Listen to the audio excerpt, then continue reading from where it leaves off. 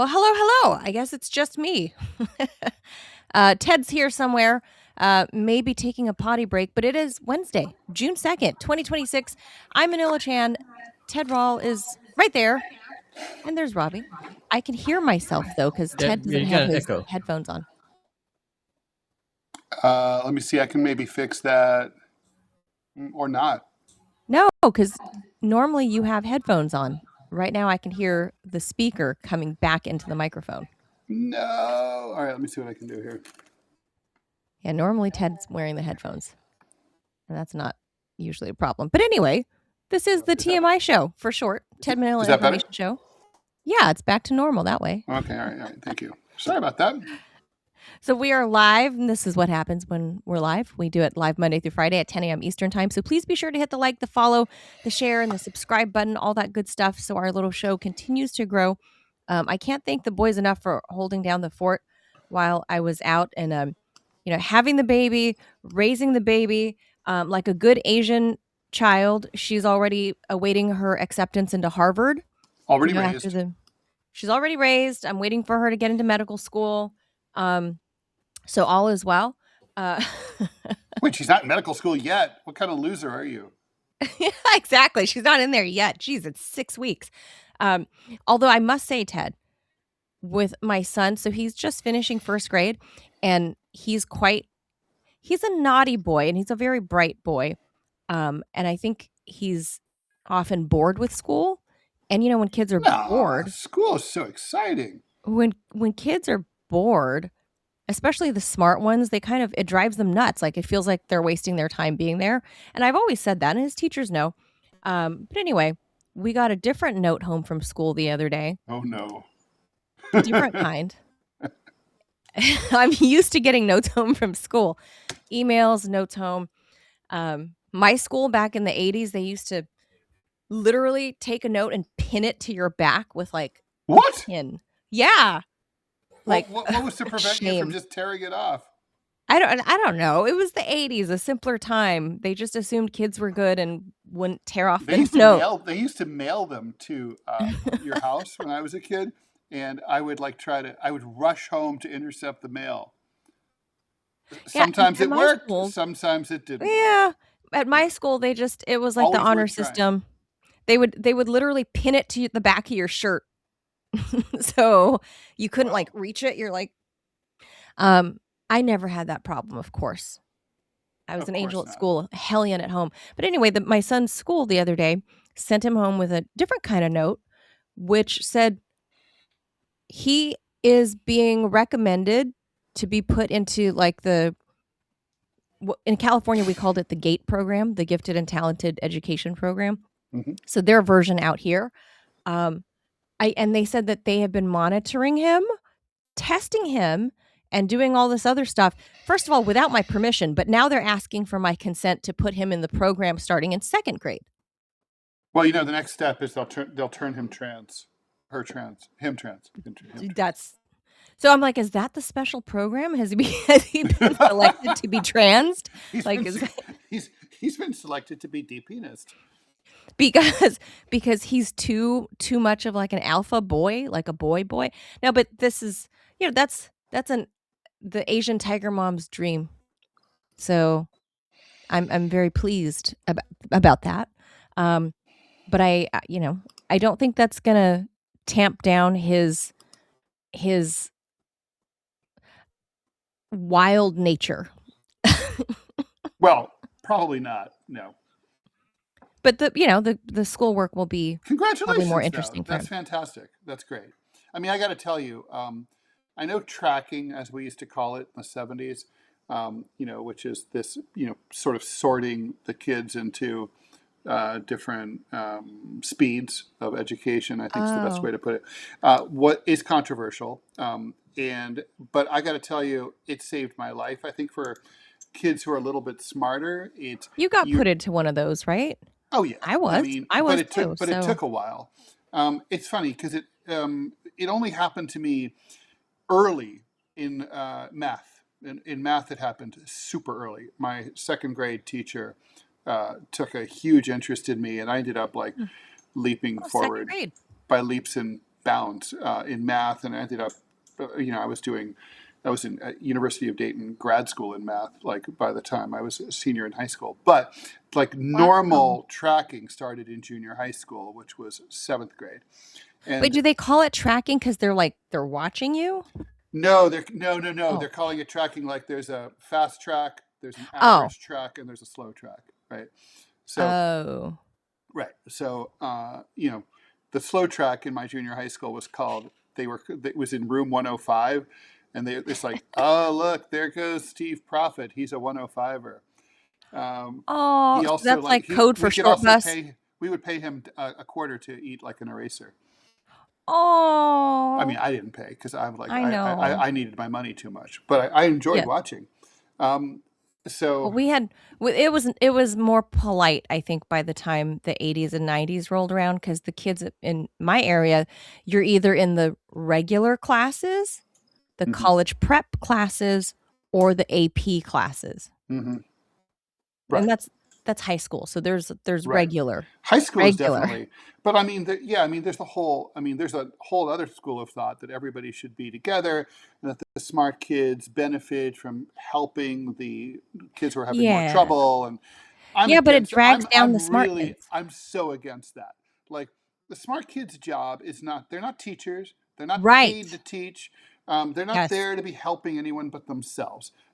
Every kid should be doing the best they possibly can, regardless of their abilities or their skill Right. sets. And It's not the student's responsibility to uplift their neighbor. That's no, not it's really not. And It's really not fair to that kid. no, I mean, that's what, and so, yeah, so I'm going to say though, as soon as I started, I mean, I was so bored and so frustrated until I got into these advanced classes. And it was like, oh, thank God. Because I would literally be like, just like racing through and be done. I was done before everyone else.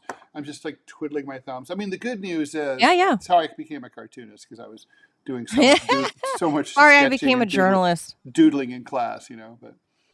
And somebody's talking about this in the Rumble room. RJ Ramrod Mhm. says, I found a subreddit recently called r/gate research, and I never would have guessed it was for gifted and talented, because the way these people talk about it, it sounds like MK Ultra or Montauk Project shit.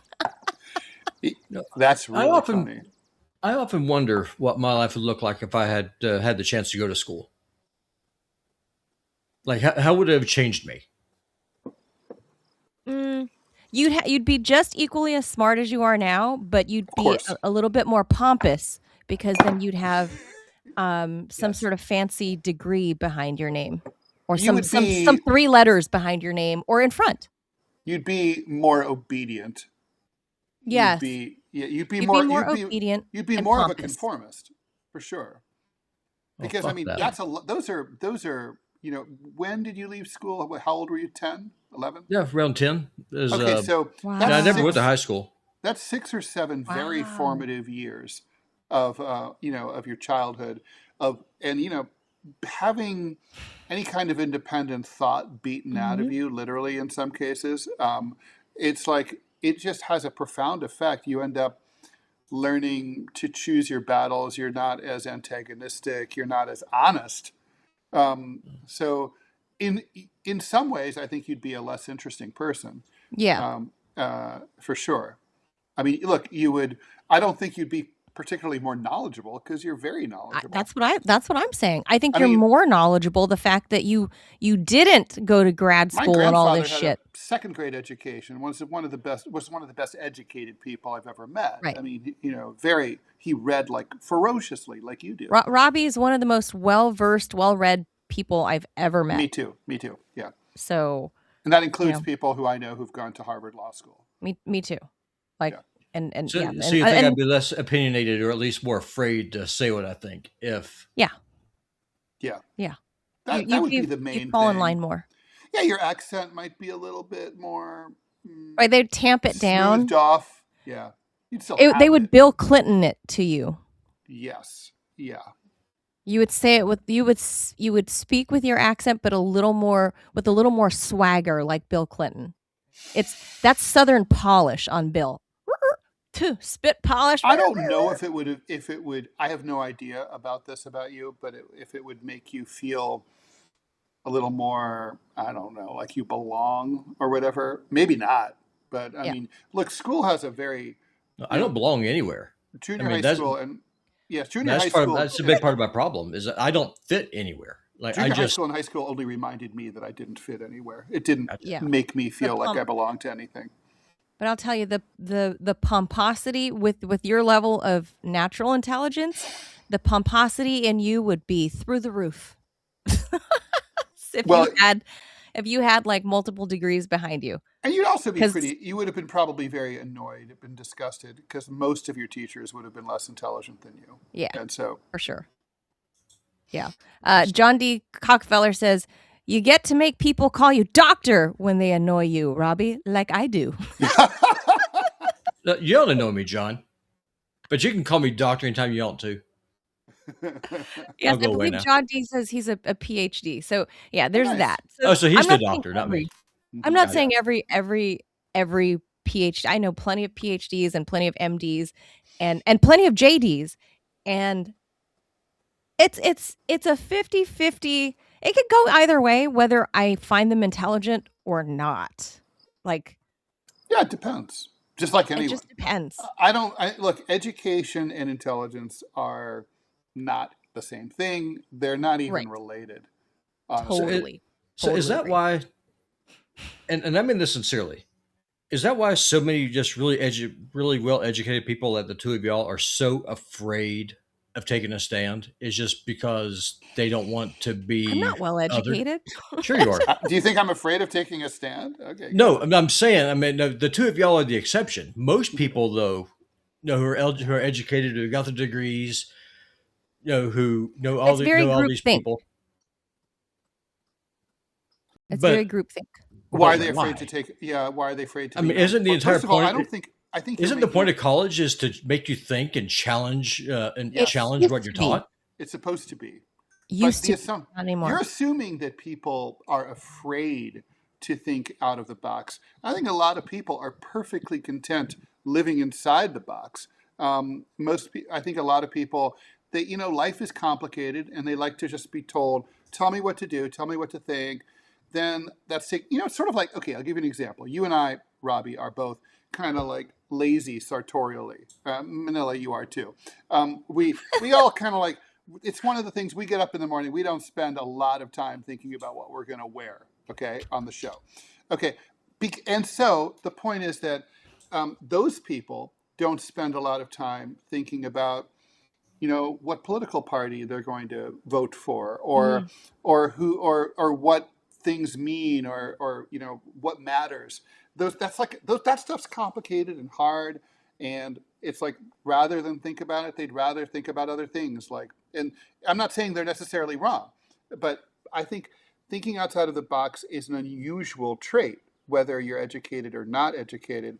But I do think there is a tendency when you're dealing in a hierarchical system like education to try to please the master, the teacher, the principal, and so on. I remember I was already a syndicated political cartoonist when I went back to college the second time, right? So I was already like one of the two people signed for syndication in the United States by my company, of which there were 5. Okay, so I was a success by definition. I was in the New York Times while I was in school, and so I took some art classes, and the teacher was telling me like, oh, that's not how you draw a line, and I'm like, it's art. You can draw a line any way you want. And she was like, no, there's a certain way to draw a line. Now, we all know that's bullshit. There's no way to draw. It's art. There are no rules. It's art. That's the great thing about art, is that there's no rules. And the people who've broken the rules are people who've become successful artists. But the point is that most people are like, okay, all right. And people come out of art school who were talented, more talented than I was, and they come out and they can't make a living because they have nothing to say, because all of the cool and all of the nonconformity has been like beaten out of them by 4 years of art school. I think that's what you're alluding to, Robbie, but I think also a lot of people are perfectly okay with that. Well, Yeah, on maybe. art school, remember, had a certain gentleman from Austria, had he gone the route of art school, he would not have been able to achieve what he achieved. We would have all been much better off had he been admitted to the Vienna Art Institute. No question about it. Just saying. I did a cartoon years ago about like instead of let's go back in time and kill Hitler as a baby, instead it's like time travelers who go back in time and they decide to get him admitted to Vienna Art Institute so that he doesn't. And it's like the real revenge it's like, how will we avenge the Holocaust in advance? It's like, easy. He's going to be an artist. He's going to be miserable and poor the rest of his life. I guess the concern that I have, and I'll go away because I know I'm hijacking the show. I mean, the entire point of college, especially university, is for the best and the brightest to be able to go and to eventually become leaders. Well, if all you are is a sheep, how could you possibly lead? And then how can you have a system of self-governance if all you do is just bend the knee and kiss the ass of the professor? If there's no contrarian thought, then how can you possibly rule yourself? No, that's institutional education today, and that's why that's the point. That's the way it's been for years. I signed my son's permission slip to join, but just because I know my son and he's my son, just like with me, I don't know if they thought they were gonna school the independent spirit out of me and teach me to march to their drum. I don't think that's going to happen with my son. My kid is my kid, and he's going to do his own damn thing at his own damn time, the way he damn well sees fit. So I'm not too particularly concerned that they're going to make him conform. They're not going to make him. That kid's I could see it in that kid. He's got a rebellious streak, and he gets it from his mama. It ain't going to change. So he's going to be one of those rogue, like, smart kids that's like, fuck you guys, I'm going over there. And I'm good with that. I was that way in that GATE program because it was like a bunch of nerd kids, and they all liked. I wanted to fit in with them because I had interesting conversations with them, like in high school. But I was also a cheerleader. I was like a thespian. I was a varsity softball player. So you were a lesbian? That's a thespian. Oh, but close enough. Close, pretty much. Thespian? Yeah. Pretty much. What is that? In drama. I was an actor. Drama. The kids in drama are called like thespians. They do plays and musicals. I did plays and stuff. Gotcha. So I did all of those things. So I didn't totally fit in with like the nerd kids in the GATE program, and then I didn't totally fit in with like what they called the Asian invasion. There was a handful of Asian kids. They called themselves that at my high school. That's awesome. Guys, and they were like, they all played tennis. 36 minutes left. We have not done a single story yet. I know. That's okay. Let me just answer Adrian's question real quick and I'll go away. No, Adrian, I left home when I was 10 because my dad was an abusive alcoholic. And so I was homeless until I was around 17. So that's what happened. So Robbie's all self-educated. Like literally, yeah, I guess you can say homeschooled, Robbie. I would say he's kind of, homeschooled by himself. He's self-educated. Look, self-schooled. Honestly, I'm self-educated as a journalist. I'm self-educated as a cartoonist. I took a couple of art classes, but I didn't go to art school. I think, and it's funny. I mean, it's one of the things I love about cartooning is that anybody with paper and pen can do it. You don't need it. It's very populist. I mean, really. You could do it in prison. I don't. That's true. People have. You can write books like the Unabomber from prison. Yeah, well, just saying. He's a great writer. Yeah, let's get to the stories. We'll blow through. I don't know if I have too many comments on the next one. All right, here we go. Let's jaws it. Here's your. All right. So this one, we talked a lot about viruses over the past 5 years, Ted. Like everybody's a fucking virologist now and online PhD. Who isn't? So this one is about I guess what we can call a good virus. So for decades, pancreatic cancer has been one of medicine's most stubborn enemies. It often grows quietly. Symptoms tend to appear late. By the time many patients receive a diagnosis, the disease has already spread. That's exactly what happened to, if anybody remembers from RT, Bart Chilton. Um, he, that's what Bart died from, was pancreatic cancer, and he was like this fit, healthy, you know, not even quite 60 years old. He was like 59 at the time, I think. Oh, I don't like to hear that as a I 62-year-old. know. He was quite young, and he was an avid jogger and ate well. Um, oh gosh, he was the commissioner. He was the U.S. trade commissioner. Oh, Super that's right. brainiac. Hmm. Yeah. Bart was a brainiac, one of these really smart guys, and took great care of himself. And he came down with pancreatic cancer one day and just disappeared off the show, and it was downhill very quickly. So we saw this happen because, Bart was a friend and a colleague, but that's what happened to him. The disease had already spread. He got the diagnosis, and it just spread. So, despite advances in surgery, chemotherapy, and immunotherapy, pancreatic cancer remains one of the deadliest forms of cancer, with survival rates that have historically lagged far behind other cancers. Now, researchers may have found an unexpected new ally in the fight: a virus. In an early stage clinical trial, scientists tested a cancer killing virus designed, keyword, it's designed, to infect and destroy pancreatic tumor cells. The treatment is part of a growing field known as oncolytic virotherapy, which uses viruses to target cancer while sparing most healthy tissue. The results are preliminary but have generated excitement through the cancer research community. According to the study, tumors in 3 patients, but it's only 3, stopped growing and stopped spreading after treatment with that virus.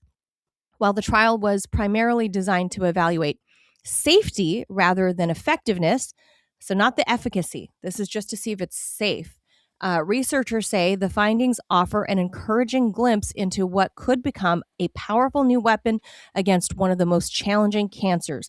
The concept sounds almost like science fiction. Researchers essentially reprogram a virus to do what viruses do best: invade cells. Instead of causing disease, though, the virus is directed toward cancer cells. Once inside, it can destroy the tumor directly while also alerting the immune system to the cancer's presence. That's Mm. important because pancreatic tumors have previously notoriously been good at hiding from the body's natural defenses. Many promising immunotherapy treatments that work against other cancers have struggled against pancreatic cancer because those tumors create a protective environment that shields them from an immune attack. The hope is that a virus can help break through those defenses. So this special designer virus, I guess. What's particularly encouraging is that this isn't the only promising development emerging from pancreatic cancer research. Scientists also are exploring personalized mRNA vaccines Well, designed to train we knew that was gonna happen because the mRNA vaccines were sitting around for a unused for while 20 on the years shelf. pre-COVID. Yeah, Yeah, and then Dr. Malone, like, yeah. put that out there, like, So gosh, I would say closer to this is a 30 years. happy side effect of COVID.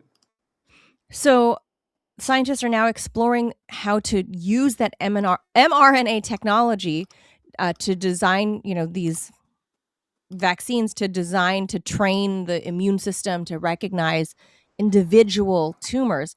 New targeted drugs are showing encouraging results in clinical trials. Researchers are gaining a deeper understanding of how pancreatic cancer grows, spreads, and how it resists treatment. For patients and families affected by the disease, that growing list of breakthroughs really matter, obviously. No one is claiming that a cure is around the corner. Just want to put that out there. But the virus therapy remains in the early stages of testing, and much larger studies will need to be done before doctors know whether it can improve survival rates or actually become part of standard treatment. So, anyway, this is an optimistic scientific discovery, Ted. I mean, we're doing like designer.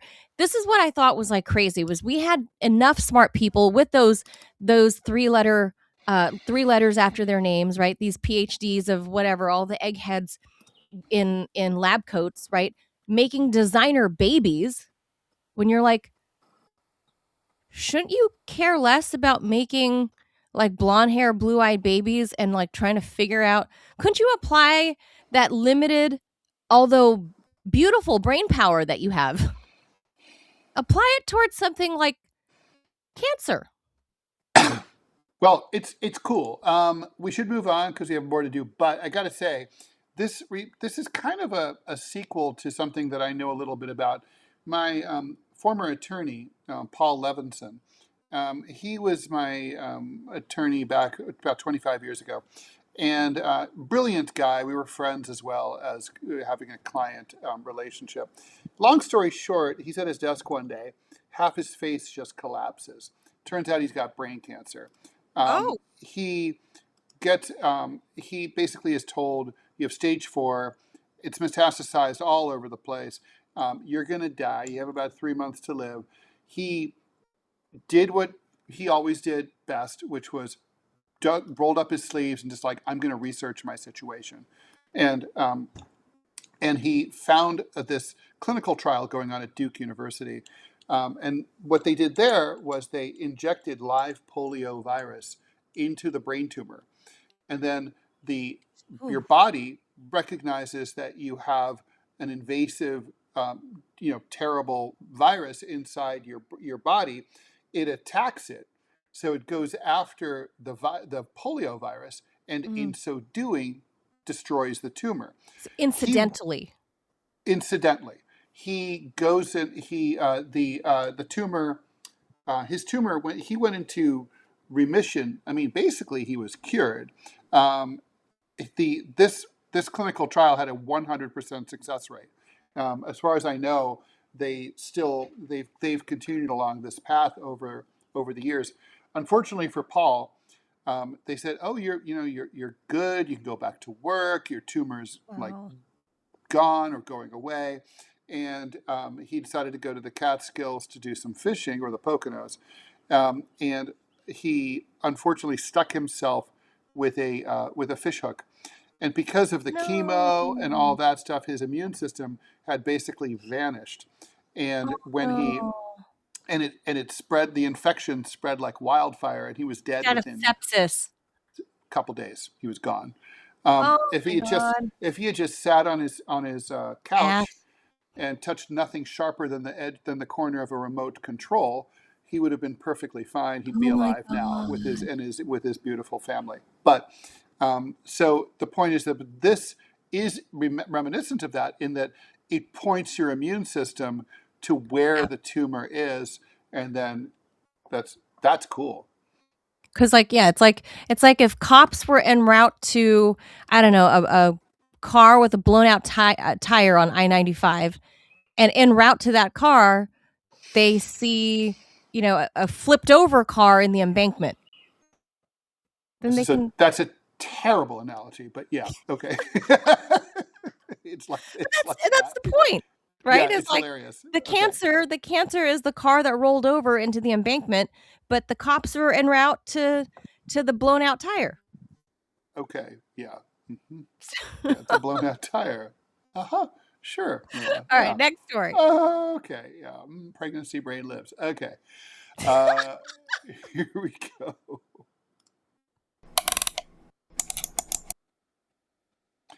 And okay, for years, privacy advocates warned that smartphone apps were collecting too much info about us. Most people assumed the worst case scenario was targeted ads, but actually, it could get a lot worse. According to testimony provided to Congress, military officials are confirming that adversaries are using commercially available location data to track American service members, including, most importantly, personnel deployed in combat zones. And the alarming part, nobody needed to hack the Pentagon. The concern, the concern centers on the massive ad tech industry that quietly collects location information from everyday apps like weather apps, games, shopping, fitness trackers, social media. Much of that data eventually finds its way into the hands of data brokers, where it can be bought, sold, analyzed, and potentially exploited. So, someone with enough money and technical expertise, like a nation state, could potentially identify where soldiers and sailors live, work, train, and deploy.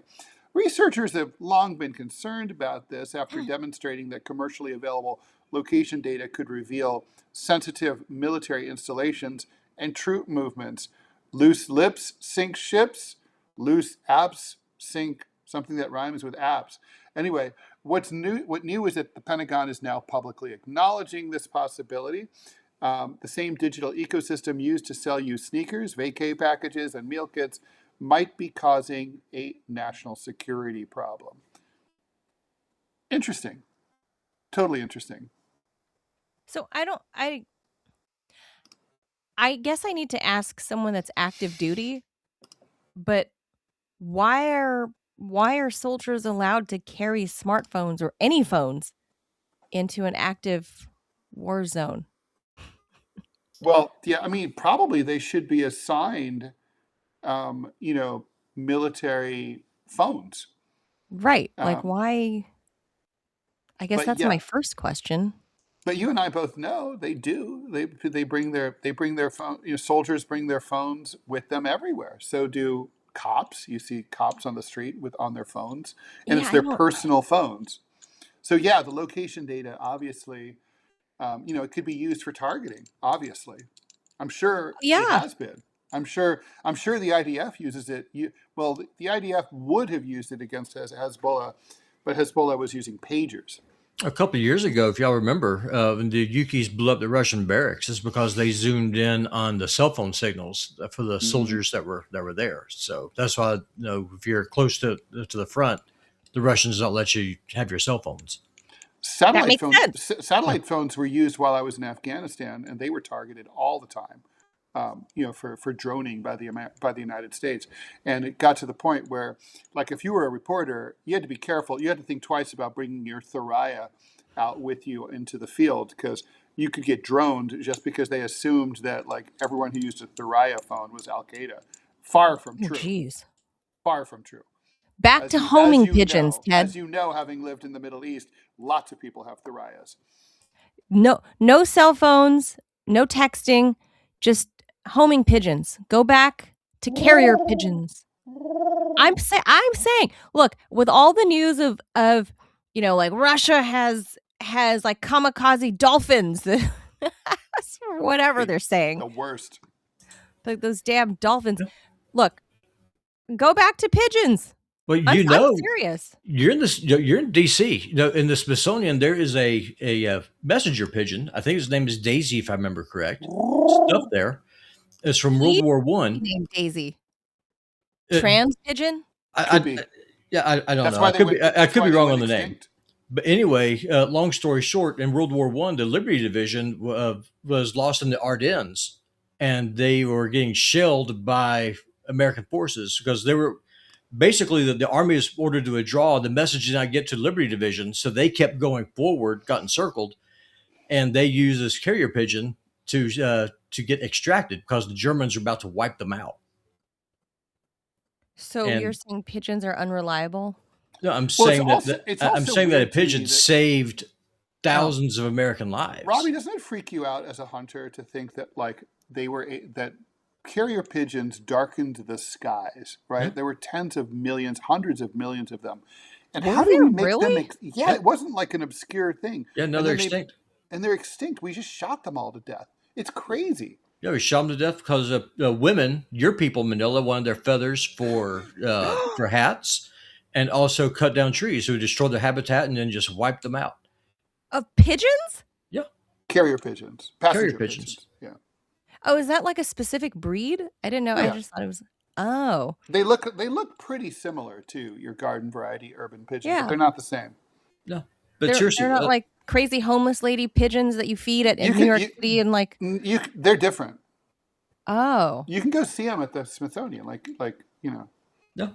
oh, I didn't know there were because like a the last one specific died breed. what in 1922 or something like that. Yeah, Oh my they're thinking god, about de-extincting it by using DNA cloning and bringing them back like they did the direwolf. I like that. It's cool. They should. I'm down with that. I'm just saying, I want cell phones will get you pterodactyls killed. first, though. Pterodactyls would be cool. Yeah, Keep but everyone seriously, keeps life No, spicy. No, but go to No. the Smithsonian, because this little pigeon. I mean, this pigeon saved Oh. thousands of Americans. Honest to God, I've It was been to actually all the wounded. Smithsonian museums like 50,000 times. I probably have walked right past poor old Daisy. Yes, I could be They wrong on stuffed Daisy. the Did name. they they Yeah, stuff stuffed her. Daisy? She's Is Daisy stuffed. just Yeah.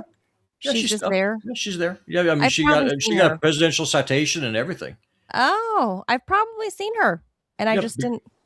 yeah. It blows my mind. I mean, they didn't kill all the bison. I mean, they They got damn near close. did. Kill They got They all. got close. close.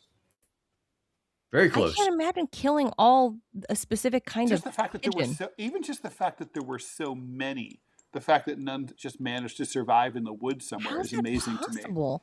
I mean, So they literally the went eastern the way cougar. of like. Eastern cougar probably still exists in a few places. Yeah, Florida Panthers. So they literally went the way of the dodo. Like they're just. Yeah, they're gone. They're no more. Wow, I didn't know that. Robbie, correct me if I'm wrong. I think it's the biggest mass extinction in the modern era in the U.S. Yeah, I didn't know that. I've learned something new, that carrier pigeon is a breed of pigeon. I just thought they were pigeons that were able to be There are trained. many varieties of. There are this. many species of pigeon, actually. Oh, I Doves didn't are a know that. kind of pigeon. Are they? I didn't know that. I thought they were Yeah, their you own. can tell they're like they. No, Yeah, and they're cool. but you'll know about. But you'll know what the IDF is doing now with dogs, don't you? No. Oh, now I'm scared.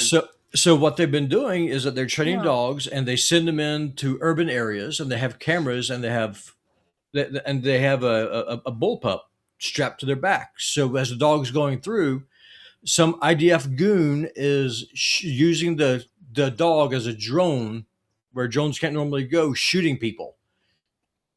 Wait, so the dog is shooting people? The dog has the dog has a carbine strapped to its back, and so then you have some IDF goon who then fires the gun when the dog points at a target.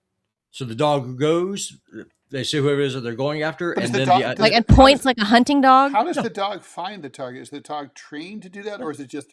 Do they just wait till it's randomly pointed? Man, dogs can sniff cancer. Yeah, I mean, Yeah. that's what they do. I mean, they So basically it's a canine is what it is. So it just goes in, sniffs through, goes out, and it has a camera. It has a rifle mounted to the back of the dog. Well, soon the IDF will be using those Cambridge robotics dogs, the fake ones from Black Mirror. I'm not kidding. Well, they can't smell as Those good. are fucking That's the terrible. advantage that's the living, breathing dog has. And living, breathing dog is cheap too. Yeah. Aw, So, but no, I mean, poor that's what they're doggos. doing it. They're doing that. They've been shooting surgeons. But also, In didn't hospitals. the U.S. use dolphins also to spy and Yeah. mount cameras on them? Yeah, Yeah. but that's what they say the Russians were doing. No, with the beluga, the spy beluga. Like I think that turned out to be bullshit, but yeah. Well, during the Cold War, one of the things that we know what would happen would be that the Russians would track pizza deliveries to the Pentagon. right, because if you get big stacks of pizza Then you going know to the there's Pentagon going to be in the middle of the night. all-nighter. Yeah. Yeah. So Same those thing kind of with things. Congress. You know something's cooking if you see major food deliveries going anywhere into let's say the Rayburn building at 11 p.m., you know something's cooking. So that's All right. how reporters like me. You know what's cooking? I want the next story is Robo-Wolf. cooking. I want a Robo-Wolf, Ted. That's what we're. Oh, I want a Robo-Wolf too. They're so cool and weird looking. No, All right. We're black. No, You no, blacked no. us Okay. out, Ted. All right. Oh, you know what happens with the Jaws? Because the Jaws is considered a video. It literally. But we're back on screen now. Are we? No, Yeah. that's for you, not for them. Now we're back on screen. Now you we're can't back. tell the difference. Yeah, that's really annoying. I'm Okay, going so away now. that I is want a really Robo-Wolf. stupid. Okay, well, that'll be on your Christmas present. I'll put that on top of your Christmas present list. All Okay, right, so this let's one. go. This one is President Obama is back. By the Quickly, way, there's because a guy running we have for two stories Congress. left. Shit. Only 15 minutes. All right. There's a guy running for state office somewhere in California who renamed himself Barack D. Obama Shaw. I think it was Okay. funny. Whatever. Anyway, this story is about Barack Obama. Because I don't know if you guys have seen, and I don't know how you would. I was going to ask you to put it up, Ted, but I don't know if we are sophisticated enough on Rumble Studio I think I can figure out how to do that. to Just read the show story and I'll find it. okay, to show the new Obama The Center, building. Yeah. Start his reading. presidential library. That's what this I is. got it. So after years of construction, the Obama Presidential Center, they're calling it that, is nearing completion in Chicago. They're about ready to do the grand opening. And if you take a look, I wish if we had the video or pictures up right now, You you would see. will. Keep going. Keep going. You'll see, as fans might have it, it looks like the place where villains unveil their master plans right before a giant world map lights up behind them. Officially, the towering structure is intended to inspire civic engagement, public service, and democratic participation. Unofficially, it looks like the headquarters of an organization called the Directorate. Seriously, most presidential libraries look like libraries. This thing looks like it should have a private army and a launch sequence. At sunset, the dark monolithic tower rises from the Chicago skyline like someone asked an architect to design Mount Doom but make it nonprofit. Supporters call the building bold, visionary, and unique. Yes. There it is. There it is. Let's see what's yes, that's bold, visionary, and unique, Ted. That's true. The scribbling, the thing that looks like, I don't know, like there's holes in it for people that you guys have to look this up. There's like random words in there. It's part of the like exterior. Cheese, asparagus, rhododendron. Fucking random words. Camembert. So nobody, though, has ever accidentally mistaken a presidential library for the final boss level of a video game quite like this. Even the renderings seem to whisper, "Welcome, Mr. Bond." To be fair, modern architecture has become increasingly obsessed with giant geometric blocks that resemble either luxury condos or secret government facilities. The Obama Center simply leaned into the trend with admirable commitment. Which, by the way, Ted, there was an Asian lady was part of the team of the architects who designed this. An older Asian lady named Billy Sien. I'm not sure what Billy is thinking here. She was one of the lead architects. I want to support my fellow Asian lady. I'm just not a fan of this. I don't know what to call this style.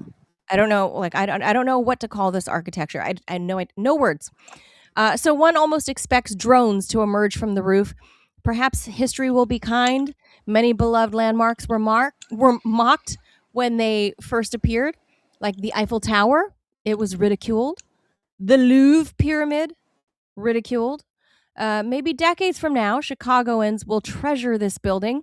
But today, millions of Americans are looking at the photos and arriving at the exact same conclusion. This is not a presidential library.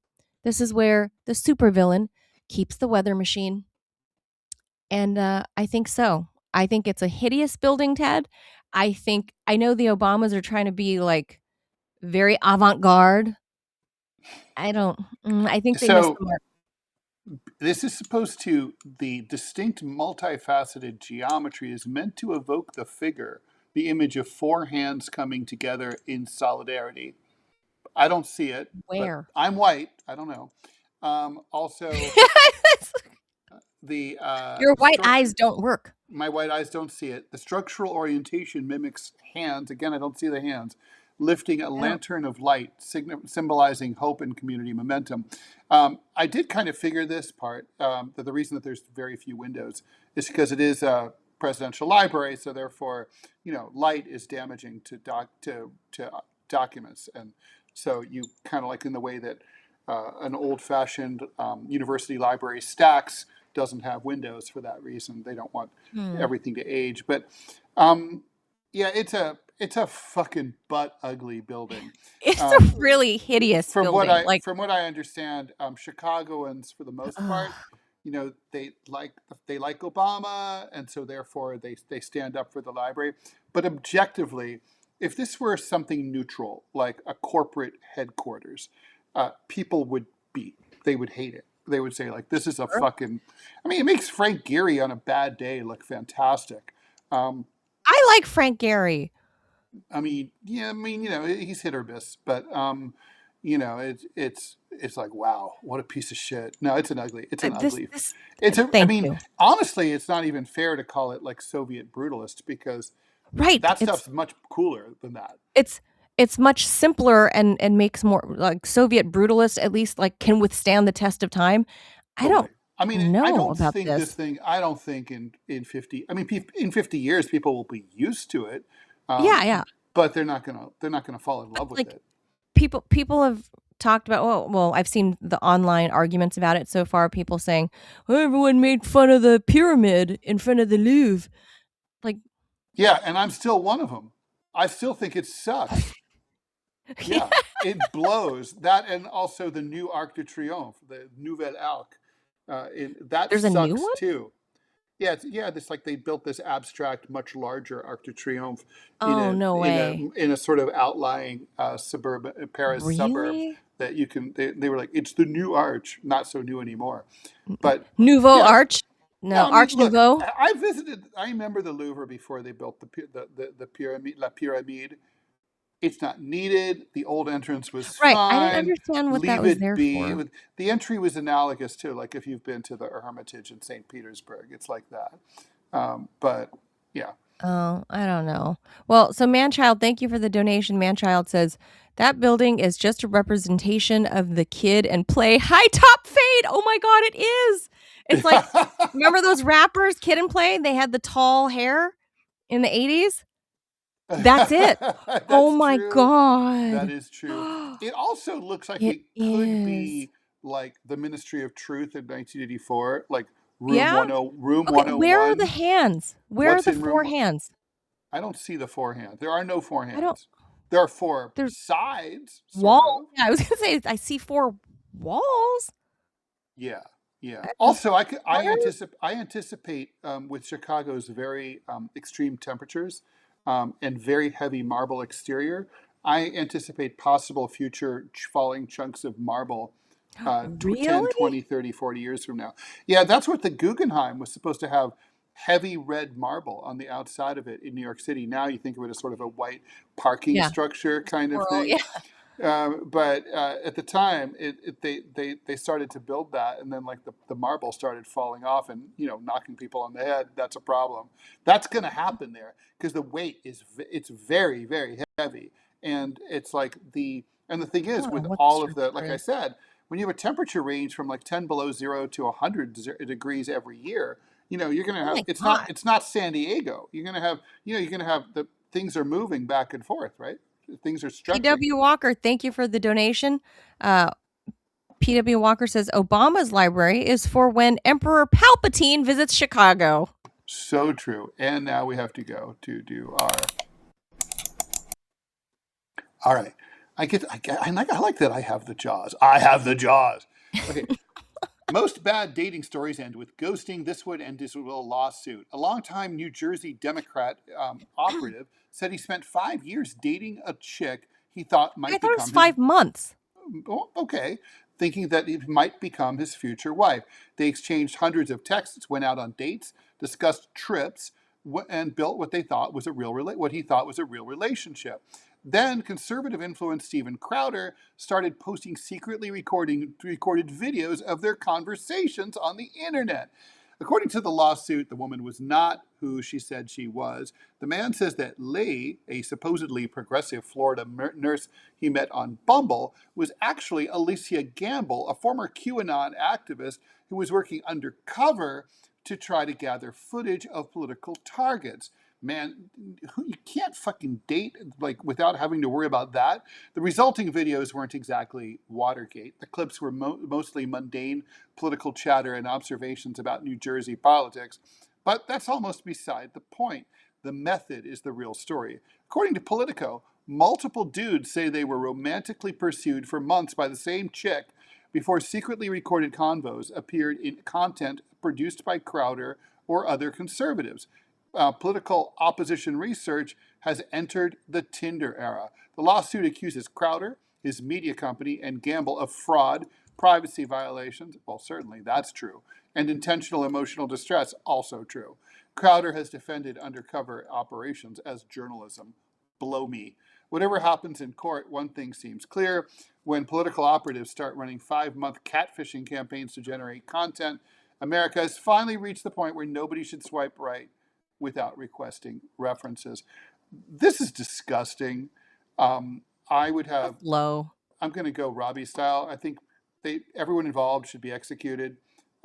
It's like, except for the victims. It's just so disgusting. It's like, to weaponize romance and love to that extent. It's like so that nobody can trust that anything that it's just like people have a right to their own. And by the way, I want to know if she fucked them too. I got to know that. I mean, like sex spying is a thing, right? Like every country has employed this. I mean, recently, Sure. Eric Swalwell in California with what was her name? Fang Mei Mei something. Meow meow. Whatever her name was, the Chinese spy, whatever. Like it happens. I mean, it doesn't happen to Jane and Joe schmoes like us. It happens to people if you're, in the political sphere, right? If you have some kind of sphere of influence, then it's just buyer beware. How is it any different than like a gold digging woman going after somebody? Oh, Lauren Sanchez. Like, because Jeff Bezos is one of the richest men on earth. Like, yeah, but at least she genuinely wanted to suck his penis. That's different, right? I mean, his very wealthy penis. She's not trying to. She's not trying to do him in. She's not like trying to find out, like Jeff Bezos saying, "Aha, the guys who work in my warehouses, like fuck them. I got all their money." Oh, so you're saying like because of the original intent. The intent is the intent being a gold digger is not the same. It's betrayal from the very beginning, right? Yeah, I guess I can see that. It's kind of cruel, really but low, and it's like it goes back to spying. Even a New Jersey politician has the right to date without having to worry that, like, honestly, I think it's against the law. I mean, I'm pretty sure New Jersey is a two-party state for consent of recorded conversations, right? You're not allowed to do a sting operation like this. You can't just record someone talking and then put it on the internet. It's illegal. I guess the intent, I don't know. Let's say it was a phone call. This would make it really clear, right? She calls him. She records the conversation. She does not get his consent. She releases it. That's illegal. Yeah. Okay. Well, it's no different the fact that the conversation happened IRL, right? It's a shitty oppo research as far as it's really loathsome. But everyone's done it all throughout modern history. Every country has deployed like some sort of spy. Yeah, and it's gross. But I mean, this is also. But it's also like this is different. People who are like spying on each other for national security reasons is bad enough. And that's better. But here it's bad enough. But here it's not even for anything terribly important. You're trying to catch a low-level New Jersey pal. That's kind of that's kind of lame. Assemblyman from the 3rd district of that's super lame. Fucking Secaucus or whatever. Like, are you serious? No, that's pretty lame. But anyway, that's where we'll leave you guys. Tom's River deserve better. That's where we'll leave you with this Wednesday. Is if you're in politics, it's that dirty these days that you might get catfished for oppo research just to out you. So. By the way, don't forget to tune in to the Q&A show, deprogrammed Q&A show coming up in 1 hour at 12 noon with Jamal Thomas and myself. Manila, you're going to like this one because I will be taking on both JT and Ted about if immigration is a biblical thing or not. It is, and we're gonna nail your ass to the church door. I am going to like 12 theses. Ted, I'm going to bury you. I don't think so. No, oh my God! I've got receipts. I've got receipts, brother. I'm going to out scripture your ass. I don't think so. For one thing, I don't think you can, Ted. I don't know if you can out Leviticus and Robbie. Deuteronomy are on my side. No, actually, they're not. And because here's the difference. Because you're taking. First of all, scripture can never stand on its own. That's what you're trying to do. You're trying to cherry pick, and you're trying to make This is context. all Not cherry pick. I'm you, not cherry Robbie. Don't picking get at into all. it. We gotta go. So this is the cage match. Robbie, it's a tag team against Robbie solo. Wednesday. Well, you know what it is? No, Ted's been threatening to take me on about the flood now for going on 3 weeks, and he's still too afraid to do it. It's plantings, Okay. it's plantings and laundry season. What can I say? Ted, you're a frightened little commie. So you guys come back for this ultimate cage match at noon. 12 noon it is at YouTube and It'll be Rumble. fun. Be there. Thanks, everybody. Wednesday. We need Chick-fil-A for this. No, but we didn't have God's you guys don't know chicken. this reference, I can tell. Do you guys not know that? It's like the monster trucks, the ads. Like here in New York, it's like it used to be like Friday. Oh, yes, monster trucks, Raceway Park, first in New Jersey. No. All right, awesome. I gotta run. These two, go watch them duke it out. At the three of them. Yeah. Have a good Wednesday, everybody. It'll be 2-on-1 because they gotta try to make it fair. Yeah. Bye, guys. All right. Bye, y'all.